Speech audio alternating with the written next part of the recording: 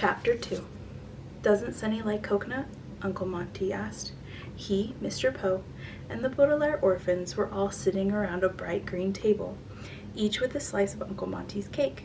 Both the kitchen and the cake were still warm from baking. The cake was a magnificent thing, rich and creamy with the perfect amount of coconut. Violet, Klaus, and Uncle Monty were almost finished with their pieces, but Mr. Poe and Sunny had taken only one small bite each. To tell you the truth, Violet said, Sunny doesn't really like anything soft to eat. She prefers very hard food. How unusual for a baby, Uncle Monty said, but not at all unusual for many snakes. The barberry chewer, for example, is a snake that must have something in its mouth at all times. Otherwise it begins to eat its own mouth. Very difficult to keep in captivity. Would Sunny perhaps like a raw carrot? That's plenty hard. A raw carrot would be perfect, Dr. Montgomery, Klaus replied. The children's new legal guardian got up, walked toward the refrigerator, and then turned around and wagged his finger at Klaus. None of that Dr. Montgomery stuff, he said. That's way too stuffy for me. Call me Uncle Monty. Why, my fellow herbologists don't even call me Dr. Montgomery. What are herbologists? Violet asked. What do they call you? Klaus asked. Children, Mr. Poe said sternly. Not so many questions. Uncle Monty smiled at the orphans. That's quite all right, he said. Questions show an inquisitive mind. The word inquisitive means. We know what it means, Klaus said. Full of questions. Well, if you know what that means, Uncle Monty said, handing a large carrot to Sunny, then you should know what herpetology is. It's the study of something, Klaus said. Whenever a word has ology, it's the study of something. Snakes, Uncle Monty cried. Snakes, snakes, snakes. That's what I study. I love snakes, all kinds, and I circle the globe looking for different kinds to study here in my laboratory. Isn't that interesting? That is interesting, Violet said. Very interesting, but isn't it dangerous? Not if you know the facts, Uncle Monty said. Mr. Poe, would you like a raw carrot as well? You've scarcely touched your cake. Mr. Poe turned red and coughed into his handkerchief for quite some time before replying. No, thank you, Dr. Montgomery. Uncle Monty winked at the children. If you like, you may call me Uncle Monty as well, Mr. Poe. Thank you, Uncle Monty, Mr. Poe said stiffly. Now, I have a question, if you don't mind. You mentioned that you circled the globe. Is there someone who will come and take care of the children while you're out collecting specimens? We're old enough to stay by ourselves, Violet said quickly, but inside she was not so sure. Uncle Monty's line of work did sound interesting, but she wasn't sure if she was ready to stay alone with her siblings in a house full of snakes. I wouldn't hear of it, Uncle Monty said. You three must come with me. In 10 days we leave for Peru. I want the children right there in the jungle with me. Really? Klaus said. Behind his glasses, his eyes were shining with excitement. You'd really take us to Peru with you? I will be glad to have your help, Uncle Monty said, reaching over to take a bite of Sunny's piece of cake. Gustave, my top assistant, left an unexpected letter of resignation for me just yesterday. There's a man named Stefano whom I have hired to take his place, but he won't arrive for a week or so. So I am way behind on preparations for the expedition. Somebody has to make sure all the snake traps are working so I don't hurt any of our specimens. Somebody has to read up on the terrain of Peru so we can navigate through the jungle without any trouble. And somebody has to slice an enormous length of rope into small, workable pieces.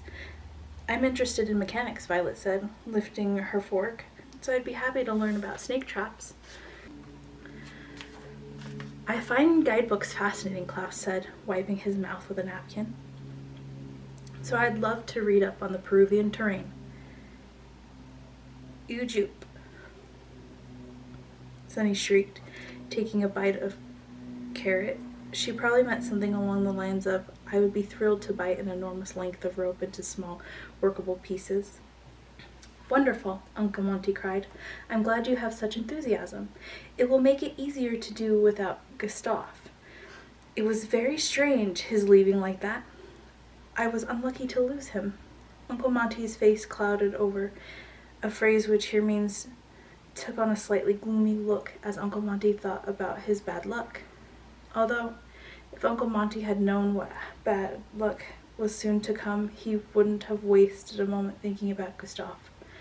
I wish, and I'm sure you wish as well, that we could go back in time and warn him, but we can't. And that is that. Uncle Monty seemed to think that was that as well, as he shook his head and smiled, clearing his brain of troubling thoughts. Well, we'd better get started. No time like the present, I always say. Why don't you show Mr. Poe to his car, and then I'll show you to the reptile room.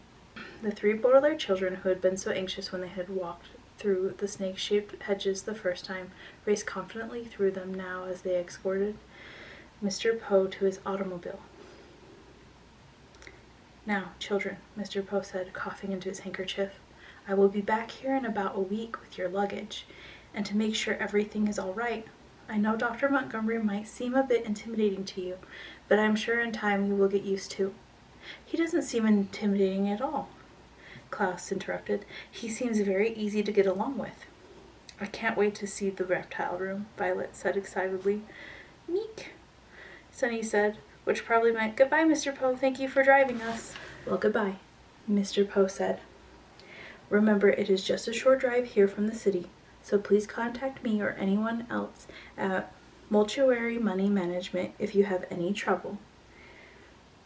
See you soon. He gave the orphans an awkward little wave with his handkerchief, got into his small car, and drove back down the steep gravel driveway onto Lousy Lane.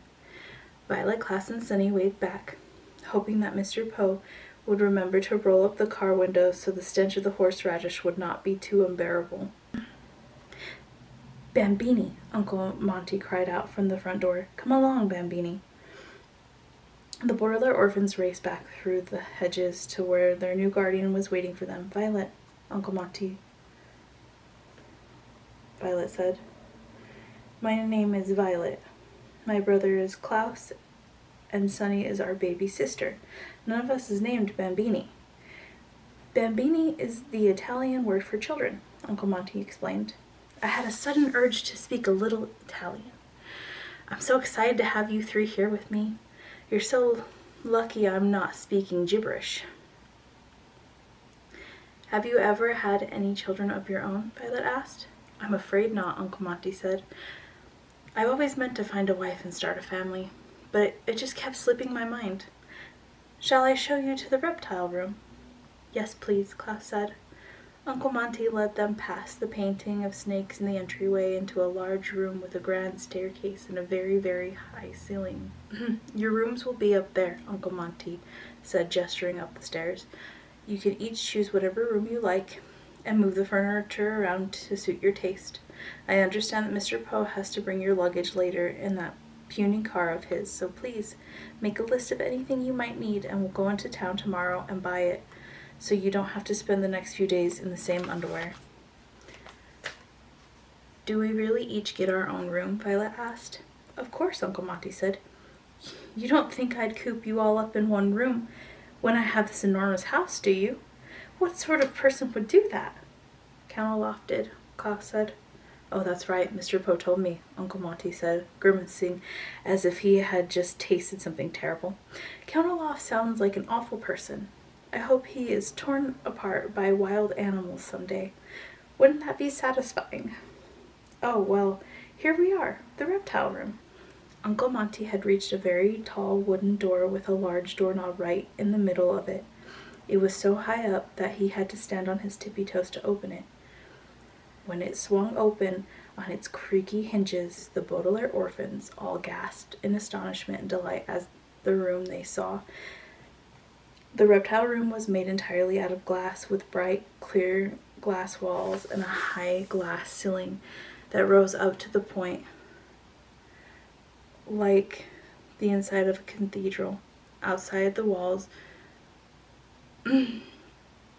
was a bright green field of grass and shrubs, which was of course perfectly visible through the transparent walls, so standing in the reptile room was like being inside and outside at the same time. But as remarkable as the room itself was, what was inside the reptile room was much more exciting. Reptiles, of course, were lined up in locked metal cages that sat on wooden tables in 4 neat rows, all the way down the room. There were all sorts of snakes, naturally, but there were also lizards, toads, and assorted other animals that the children had never seen before, not even in pictures or at the zoo. There was a very fat toad with 2 wings coming out of its back, and a 2-headed lizard that had a bright yellow stripe on its belly. There was a snake that had 3 mouths, one on top of the other, and another that seemed to have no mouth at all. There was a lizard that looked like an owl, with wide eyes that gazed at them from the log on which it was perched in its cage, and a toad that looked just like a church, complete with stained glass eyes. And there was a cage with a white cloth on top of it, so you couldn't see what was inside at all. The children walked down the aisles of cages, peering into each one in amazed silence. Some of the creatures looked friendly, and some of them looked scary, but all of them looked fascinating. And the Baudelaires took a long, careful look at each one, with Klaus holding Sunny up so she could see. The orphans were so interested in the cages that they didn't even notice what was at the far end of the reptile room until they had walked the length of each aisle. But once they reached the far end, they gasped in astonishment and delight once more. For here at the end of rows and rows of cages were rows and rows of bookshelves, each one stuffed with books of different sizes and shapes, with a cluster of tables, chairs, and reading lamps in one corner. I'm sure you remember that the Baudelaire children's parents had an enormous collection of books, which the orphans remembered fondly and missed dreadfully. And since the terrible fire, the children were delighted to meet someone who loved books as much as they did. Violet, Klaus, and Sunny examined the books as carefully as they had the reptile cages and realized immediately that most of the books were about snakes and other reptiles. It seemed as if every book written on reptiles, from an introduction to the large lizards to the care and feeding of androgynous cobra, were lined up on the shelves, and all 3 children, Klaus especially, looked forward to reading up on the creatures in the reptile room. "This is an amazing place," Violet said, finally breaking the long silence. "Thank you," Uncle Monty said. "It's taken me a lifetime to put together." "And are we really allowed to come inside here?" Klaus asked. "Allowed," Uncle Monty repeated. "Of course not. You're implored to come inside here, my boy. Starting first thing tomorrow, all of us must be here every day in preparation for the expedition to Peru. I will clear off one of those tables for you, Violet, to work on the traps. Klaus, I expect you to read all the books about Peru that I have and make careful notes. And Sunny can sit on the floor and bite rope. We will work all day until supper time, and after supper we will go to the movies. Are there any objections?" Violet, Klaus, and Sunny looked at one another and grinned. Any objections? The Baudelaire orphans had just been living with Count Olaf, who had made them chop wood and clean up after his drunken guests, while plotting to steal their fortune. Uncle Monty had just described a delightful way to spend one's time, and the children smiled at him eagerly. Of course there would be no objections. Violet, Klaus, and Sunny gazed at the reptile room and envisioned an end to their troubles as they lived their lives under Uncle Monty's care. They were wrong, of course, about their misery being over, but for the moment the 3 siblings were hopeful, excited, and happy. "No, no, no," Sunny cried out in apparent answer to Uncle Monty's question. "Good, good, good," Uncle Monty said, smiling. "Now, let's go figure out whose room is whose." "Uncle Monty?" Klaus asked shyly. "I just have one question." "What is that?" Uncle Monty said. "What's in that cage with the cloth on top of it?" Uncle Monty looked at the cage and then looked at the children. His face lit up with a smile of pure joy. "That, my dears, is a new snake which I brought over from my last journey. Gustav and I are the only people who have seen it. Next month I will present it to the Herbological Society as a new discovery, but in the meantime I will allow you to look at it. Gather around." The Baudelaire orphans followed Uncle Monty to the cloth-covered cage, And with a flourish, the word flourish here means a sweeping gesture, often used to show off, he swooped the cloth off the cage. Inside was a large black snake, as dark as a coal mine and as thick as a sewer pipe, looking right at the orphans with shiny green eyes. With the cloth over its cage, the snake began to uncoil itself and slither around its home. Because I discovered it, Uncle Monty said, I got to name it. What is it called? Violet asked. The incredibly deadly viper, Uncle Monty replied. And at that moment something happened which I'm sure will interest you. With one flick of its tail, the snake unlatched the door of its cage and slithered out onto the table. And before Uncle Monty or any of the Baudelaire orphans could say anything, it opened up its mouth and bit Sunny on the chin.